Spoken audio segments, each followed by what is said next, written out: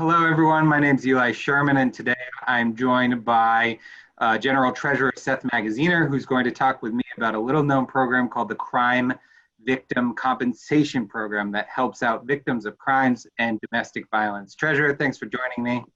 Thank you, Eli. Thanks for having me. So just to start, maybe you can give folks a high-level understanding of how this program works. Yes, the Crime Victims Compensation Program helps Rhode Islanders who are experiencing financial hardship because they are victims of violent crimes. When we think of violent crimes, we often think about the physical or the emotional trauma that the victims have to endure, but oftentimes they have to deal with financial hardships as well. It can be because they've had to miss work to recuperate. It could be because they have medical costs that aren't covered by insurance. Crime scene cleanup costs, transportation costs, court costs, etc. And so this program helps victims of violent crimes with those expenses. Last year, the program helped about 1,200 Rhode Islanders who were victims. And one important feature of the Crime Victims Compensation Program is that it also covers relocation costs, which is especially important for victims of domestic violence. There's a lot of people who are in abusive relationships that they feel that they can't leave for financial reasons. And so this program will help those individuals who are victims of domestic violence relocate away from their abusers, get to safety, get into a new apartment, get into a hotel for a period of time. And the program has helped hundreds of Rhode Islanders escape those bad situations. So it's a good program that helps Rhode Islanders at a time when they need it the most. The governor has talked a few different times throughout this pandemic about domestic violence, something that has been at the top of mind with a lot of advocates. Have you seen any uptick in demand for this program over the last 4 months that the state has been sort of grappling with the public health crisis? You know, unfortunately, while there are many reports that domestic violence has gone up due to people sheltering in place, the number of claims that we've received to the Crime Victims Program since COVID-19 began has actually gone down somewhat, which doesn't mean that there are fewer crimes happening or fewer instances of domestic violence happening. So one thing that we always are focusing on and are redoubling our efforts now on is to get the word out so that people know that this resource exists. So this program has been around since the 1970s, as I understand it, but since 2013, it's gone towards the relocation of domestic violence victims. But right now, because of the funding mechanism that goes towards fueling the costs of this program or paying out the claims, has been in decline. It's in a kind of on shaky ground. Can you explain what's going on money-wise?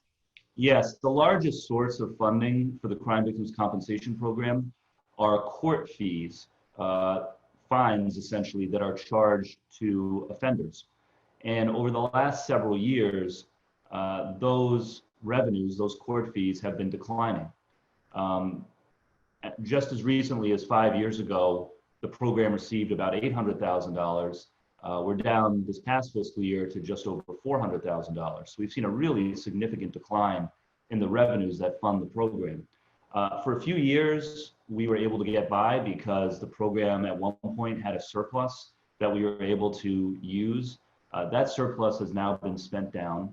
And so we need some additional funding to make sure that this program can continue through the course of this year and beyond.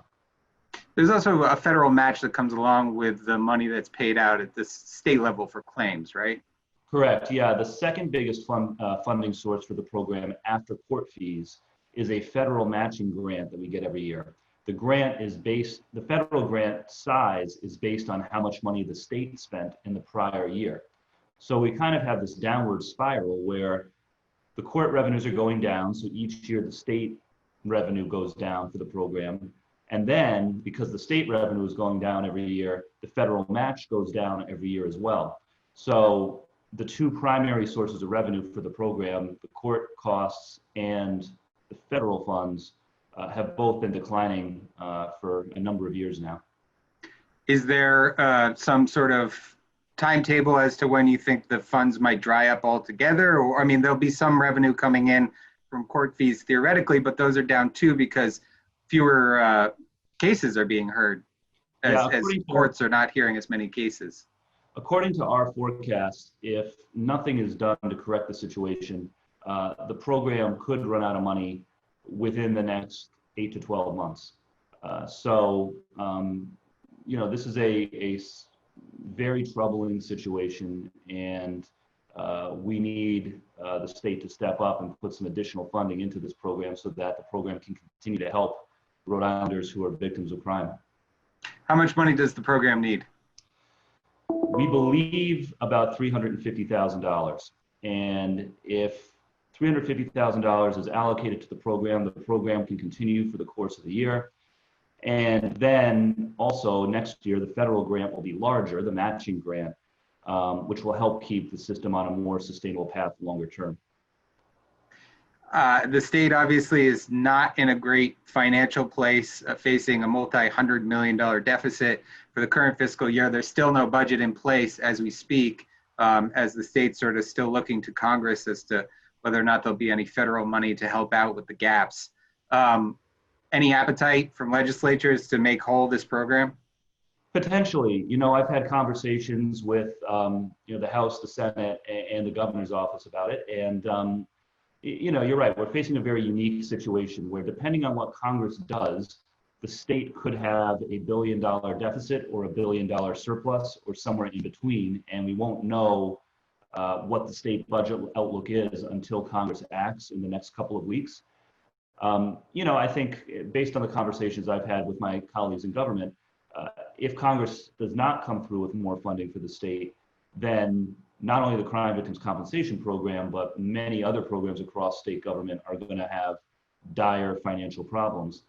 But if Congress does come through with additional funding, my hope is that shoring up the Crime Victims Compensation Program will be one of the priorities that we are able to fund.